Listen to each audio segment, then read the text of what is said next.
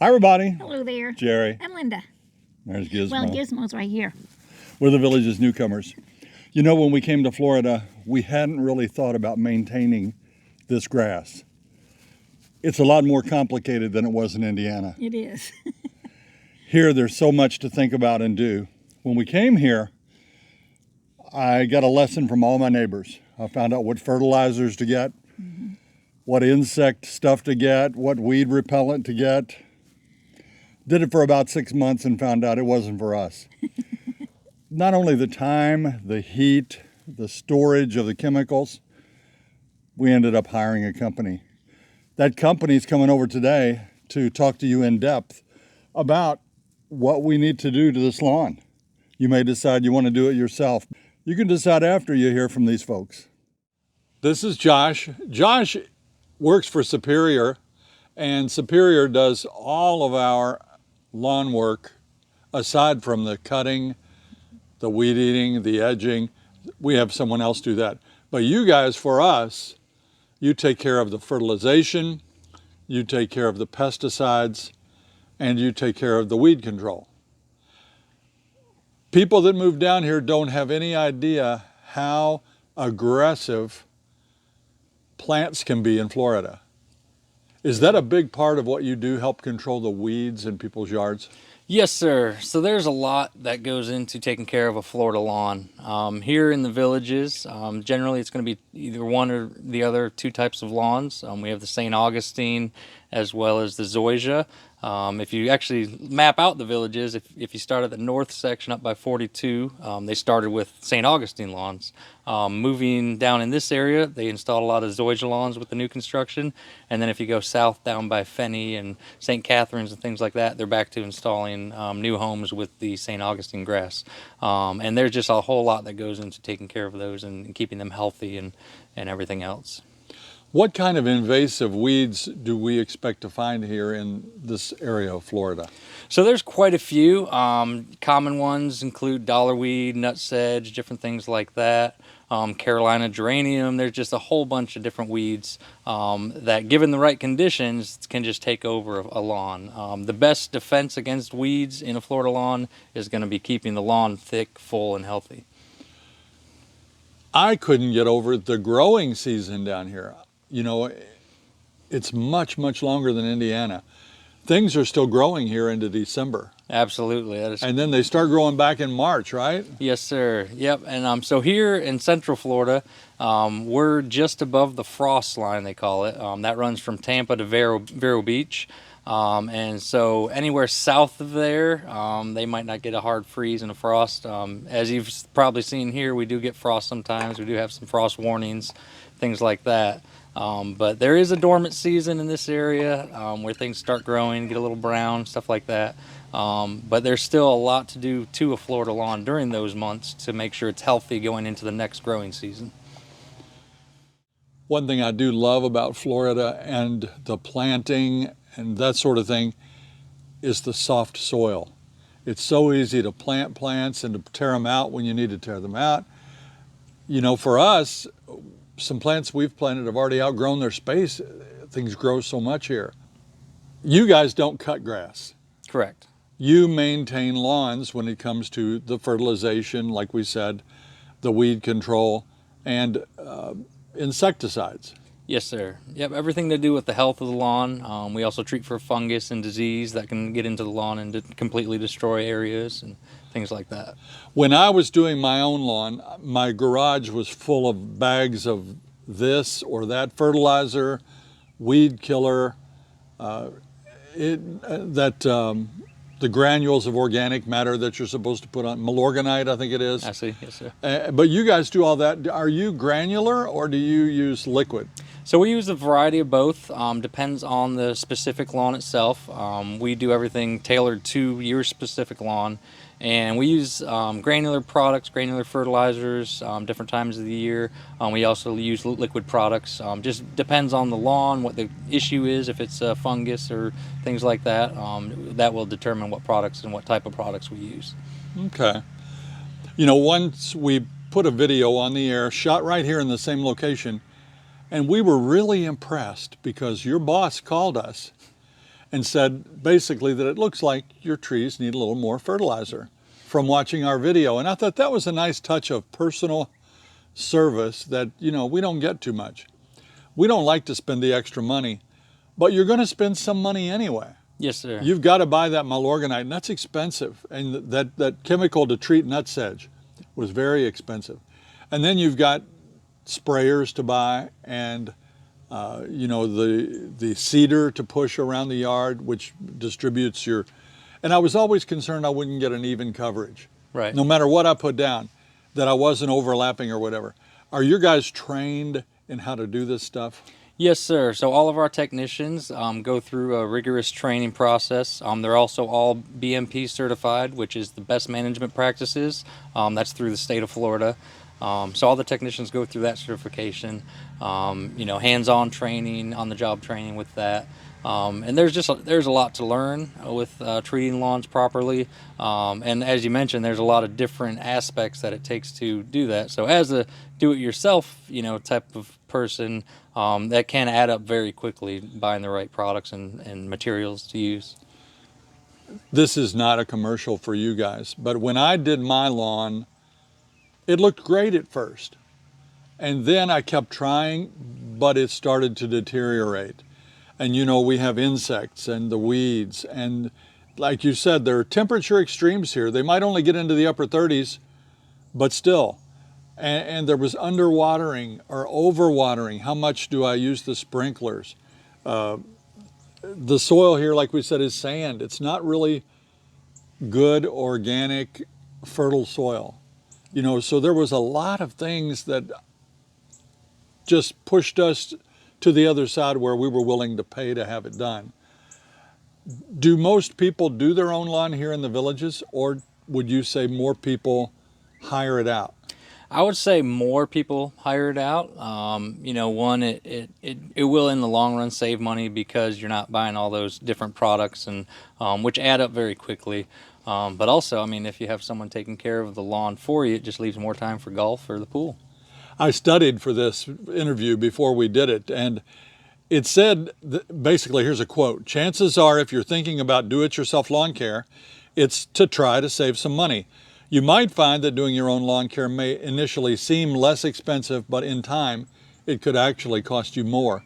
And I think that's what we found out. Plus, then we had the chemicals in the garage. Linda's very sensitive about, since we have the dog, he hates to be called dog, by the way. Since we have Gizmo, you know, he's constantly going up to the bathroom, and she washes his feet when she brings him in. Are your pesticides and weed killers safe? Yes, sir. So everything we use is regulated by Florida Department of Agriculture and Consumer Services, or FDACS. And those products all are followed and applied specifically to each individual label for that product. A term we use in our industry is label is the law. So they have to be applied correctly. And then also when we do treatments, we place the signs in the yard that you'll see as you're walking the dogs around, just saying that it was treated recently.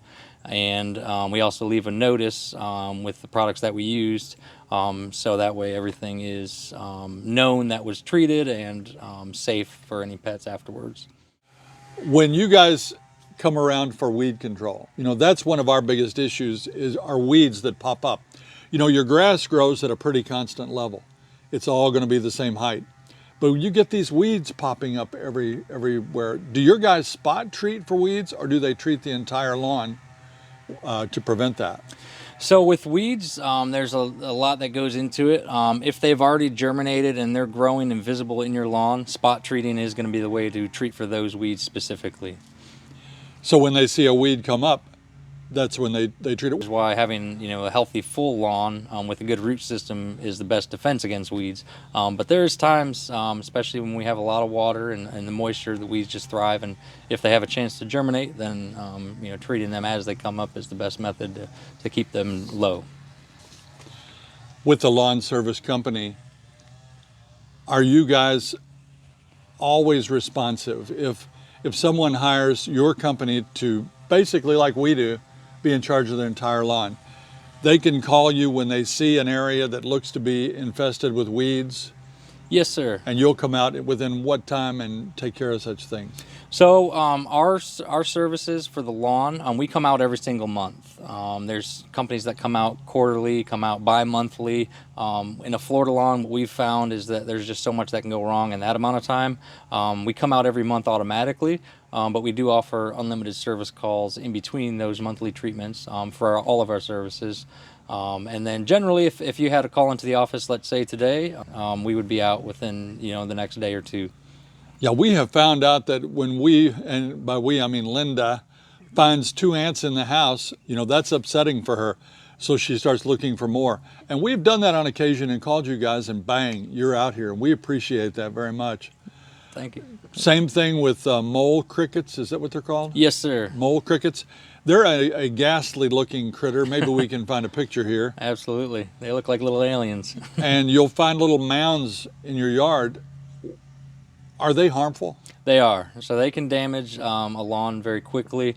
They are harmful, and they are very visible if they're in the area because they do make the mounds and everything like that. But that is something that our lawn division treats for. Now, do you treat those with granular or spray? That's a liquid treatment. A liquid liquid treatment. insecticide, yes, sir. Are there any other insects that are particularly bothersome here in this area? So one of the most harmful insects for a lawn here in Florida is going to be the chinch bugs, and those can do a whole lot of damage. They eat away at the root structure, and they can actually just kill a Florida lawn very quickly. Start out as kind of a circle and just work their way out, and they are very, very damaging, and that's also a treatment that we do apply.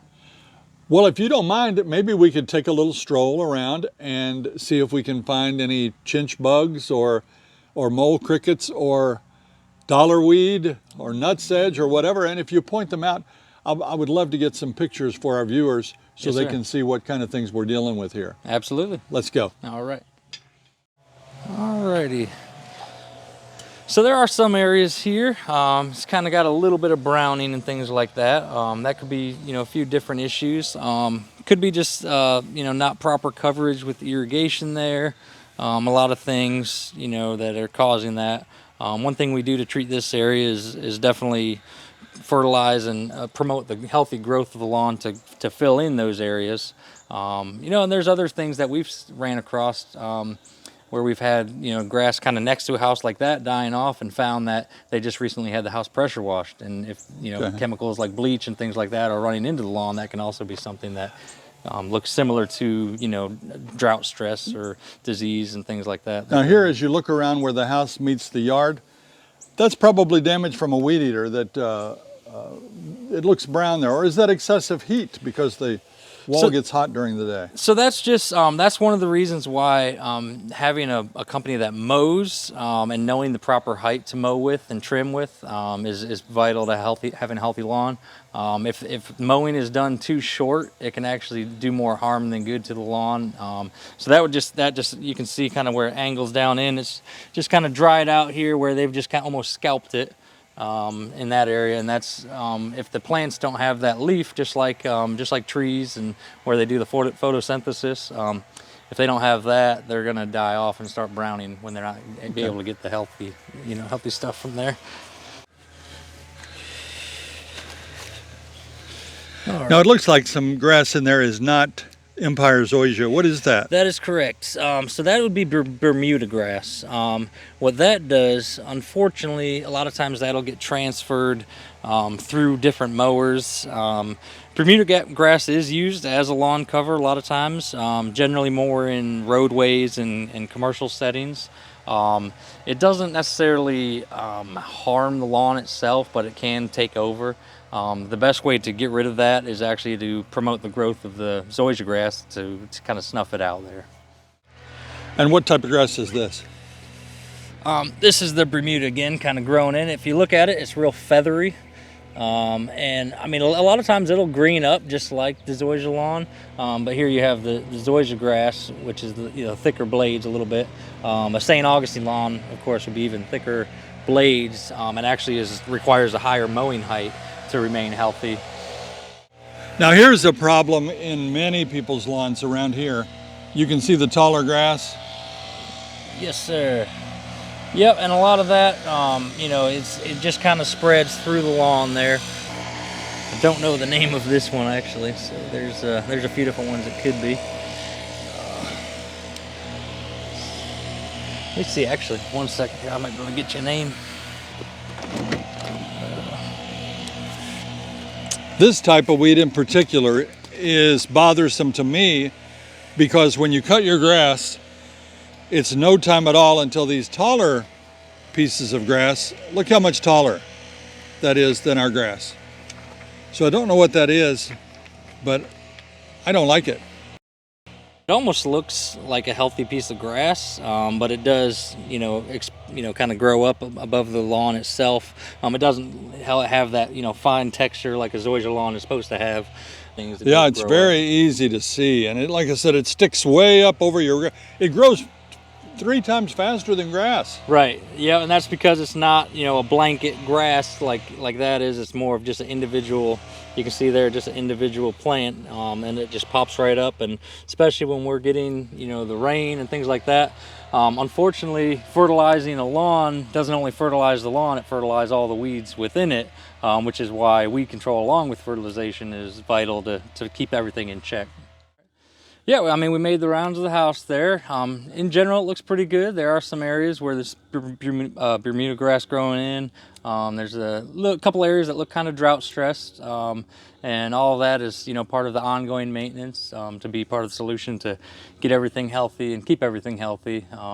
And, you know, one of the reasons why it's just pretty nice to have a company take care of this rather than doing it yourself is because there is so many factors that go into it between the proper mowing heights, proper watering, and then of course the fertilization and weed control, insect control. I mean, luckily we didn't find any chinch bug damage or any mole cricket damage, anything like that, which is, you know, part of the insecticide treatments that we do.